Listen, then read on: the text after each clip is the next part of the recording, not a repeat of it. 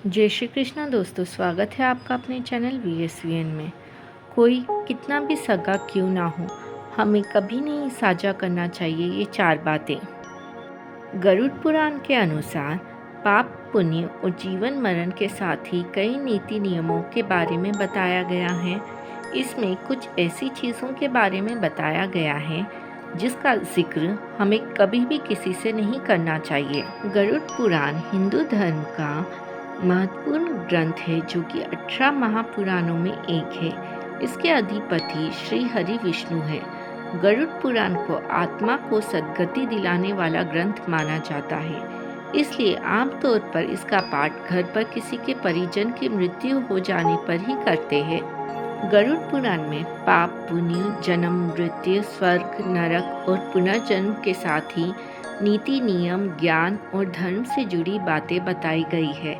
गरुड़ पुराण के आचार कांड में नीति सार अध्याय है जिसमें जीवन प्रबंधन के बारे में कई बातें विस्तार पूर्वक बताई गई है। इसमें जीवन में आने वाली परेशानियों को दूर करने और सुखी जीवन जीने की नीतियों के बारे में बताया गया है। गरुड़ पुराण के इसी खंड में कुछ ऐसी चीज़ों के बारे में बताया गया है जिसका जिक्र हमें किसी से भी नहीं करना चाहिए, फिर चाहे वो इंसान हमारा कितना भी सगा क्यों ना हो।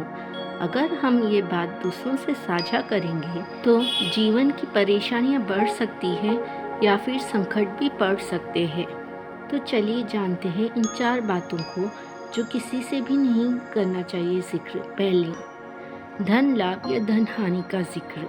अगर आपके पास धन है या धन का अभाव है तो ये दोनों ही बातें किसी से ना कहें, क्योंकि अगर आप किसी को अपनी धन हानि या धन के अभाव के बारे में बताएंगे तो सामने वाला आपसे दूरी बना लेगा, क्योंकि उसे ऐसा लगेगा कि शायद आप यह कहकर उससे मदद मांग रहे हैं। वहीं अगर आपके पास खूब सारा धन है तो इसका भी बखान सबके सामने नहीं करना चाहिए। ऐसा करने से आपके जान माल का खतरा हो सकता है।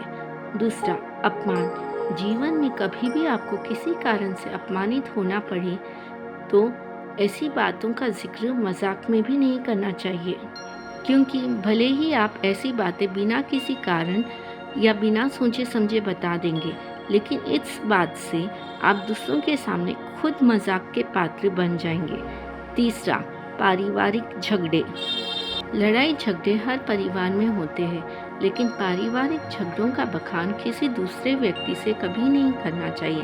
अगर आप बाहरी लोगों को इस बारे में बताएंगे तो इससे न केवल आपके बल्कि पूरे परिवार के मान सम्मान पर असर पड़ेगा। वहीं दूसरे पारिवारिक लोग झगड़ों का लाभ भी उठा सकते हैं।